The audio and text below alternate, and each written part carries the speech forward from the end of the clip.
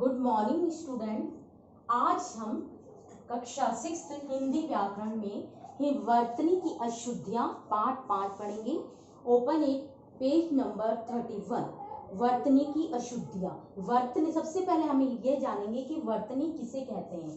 किसी भी शब्द को लिखने की व्यवस्था को हम वर्तनी कहते हैं। कोई भी शब्द जब हम लिखते हैं तो उसको एक तरीके से लिखते हैं। हमने क्या पढ़ चुके हैं हम कि शब्द किसे कहते हैं, यानी कि वर्णों का व्यवस्थित व क्रमबद्ध समूह एक शब्द कहलाता है।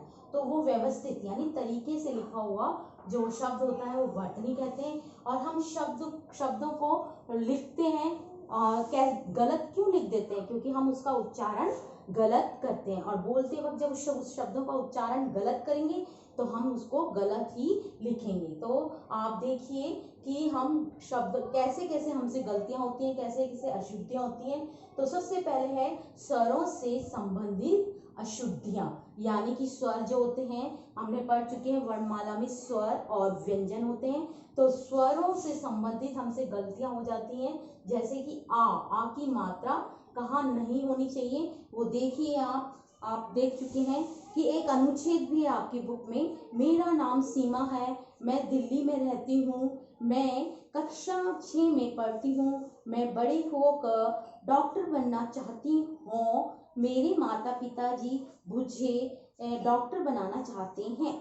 तो ये जो है देखो इसमें मात्राएं कितनी गलत लिखी हुई हैं और कितना हम बोलने में भी उच्चारण करते समय भी मैं गलत बोल रही हूँ। इसलिए गलत बोल रही हूँ क्योंकि इसमें सारी मात्राएं गलत दे रखी हैं। अब देखिए नीचे वाला अनुच्छेद, मेरा नाम सीमा है, मैं दिल्ली में रहती हूँ, मैं कक्षा 6 में पढ़ती हूँ, मैं बड़े होकर डॉक्टर बनना चाहती हूँ, मेरे माता पिता भी मुझे डॉक्टर बनाना चाहते हैं। तो ये जो है अनुच्छेद आपने देखा कि ये शुद्ध है और ऊपर वाला अशुद्ध था। तो इसी वजह से हम अशुद्धियां करते हैं, कभी मात्राओं की गलती करते हैं, कभी स्वर की गलती करते हैं और कभी व्यंजन की गलती करते हैं, कभी संयुक्ताक्षर शब्दों की गलती करते हैं। तो ये व्यंजनों की गलती करते हैं।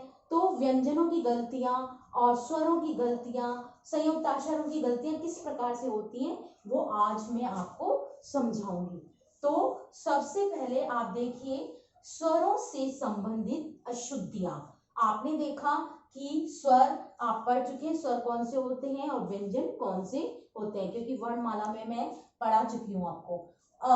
आ की यानी कि आ की मात्रा कहाँ नहीं होनी चाहिए। कभी कभी हम उच्चारण करते वक्त बोलते वक्त आधीन बोलते हैं, जबकि वो गलत है और हम उसका उच्चारण गलत कर रहे हैं, इसलिए हम लिखते वक्त भी गलती करते हैं। तो आधीन यानी कि आ की मात्रा जहाँ नहीं होनी चाहिए वो शब्द आपकी बुक में दे रखे हैं, जैसे अधीन, अधीन होता है, आधीन नहीं होता है।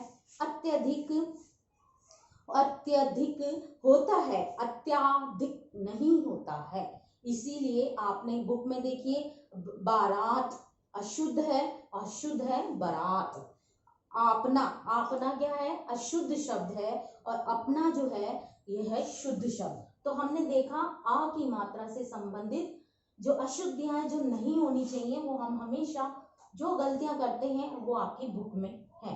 तो ये गलतियां आपको अशुद्धियां या अशुद्धियां मतलब गलतियां, तो ये आपको कभी नहीं करनी है आ से संबंधित। अब है आ की मात्रा होनी चाहिए, और जहां आ की मात्रा होनी चाहिए वहां हम उच्चारण करते वक्त यानी बोलते वक्त वहां पर हम जो है आ की मात्रा नहीं लगाते हैं और उससे जैसा उच्चारण करते हैं और वैसा ही हम लिखते हैं। तो कैसा लिखते हैं हम, आ की मात्रा होनी चाहिए जहां पर वो है सामाजिक, यानी कि हम सामाजिक जो है बोलते हैं तो इसको लिखते वक्त भी गलत ही लिखते हैं, ये गलत है। और जबकि ये सही है सामाजिक, यानी कि स पे आ का डंडा आएगा और आ की मात्रा आएगी तो इसको बोलेंगे हम सामाजिक, यानी कि ये शुद्ध है और ये अशुद्ध है।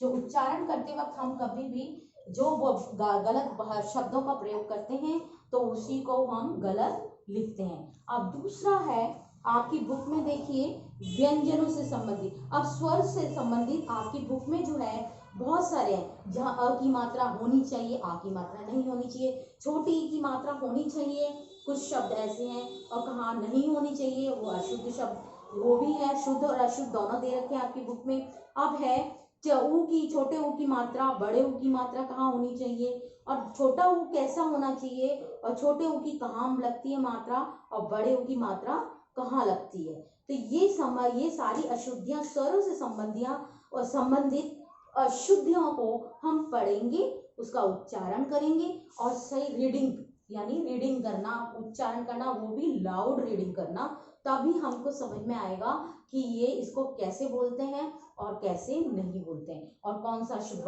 शब्द जो है, यानी कौन सी वर्तनी जो है शुद्ध है और कौन सी अशुद्ध है। अब है दूसरा है व्यंजनों से संबंधित। व्यंजन आप पढ़ चुके हैं कि व्यंजन किसे कहते हैं, व्यंजन कितने प्रकार के होते हैं। उसी प्रकार से कभी कभी हम बोलते वक्त, यानी उच्चारण करते समय, ये शब्द जो है देखिए, बुका, हम बुका बोलते हैं, मगर ये हमारा उच्चारण गलत है तो हम लिखेंगे भी गलत इसको।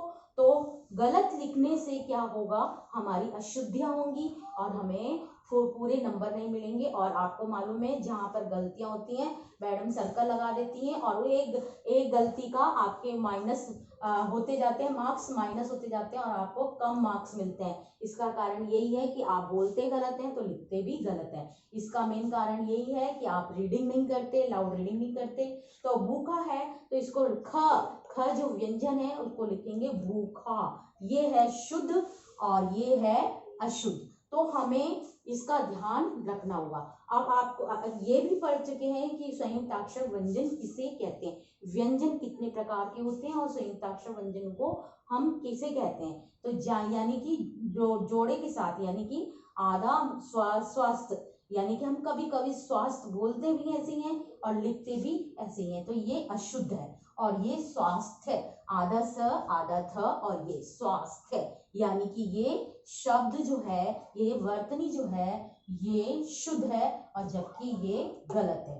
तो संयुक्ताक्षर आप देखेंगे पेज नंबर 33 पे, और इसको ध्यान से लाउड रीडिंग करके और इसको समझेंगे कि हाँ ये संयुक्ताक्षर शब्द किसे कहते हैं, क्योंकि मैं पहले पढ़ा चुकी हूँ आपको व्यंजन कितने प्रकार के होते हैं और व्यंजनों को किस व्यवस्थित क्रम में रखते हैं जब एक हम शुद्ध शब्दों का निर्माण कर सकते हैं। तो यानी कि हमने देखा कि गलत शब्द होते हैं वो कौन से होते हैं, किस वजह से होते हैं, क्यों हम गलतियां करते हैं, और हम शुद्ध कैसे लिख सकते हैं। जब लिखेंगे हम शुद्ध भाषा को शुद्ध प्रयोग तब करेंगे जब हम उसका उच्चारण जो है मुख से सही करेंगे। तो मुख से सही करने के लिए हमें क्या करना होगा, हमें बार बार लाउड रीडिंग करनी होगी। हिंदी की भाषाओं को समझने के लिए, हिंदी की भाषा समझने, हिंदी के कठिन शब्दों को समझने के लिए हमें उसको बार बार रीडिंग करनी होगी। तो आप बच्चों ये समझ चुके हैं कि वर्तनी की अशुद्धियां क्या होती हैं। तो आप ये होमवर्क मैं दूंगी आपको इसको करना होगा, रिटर्न होमवर्क, वो भी सुलेख कॉपी में करना होगा और बुक में भी जो एक्सरसाइज है वो करनी होगी, मैं आपको होमवर्क में दूंगी। Thank you.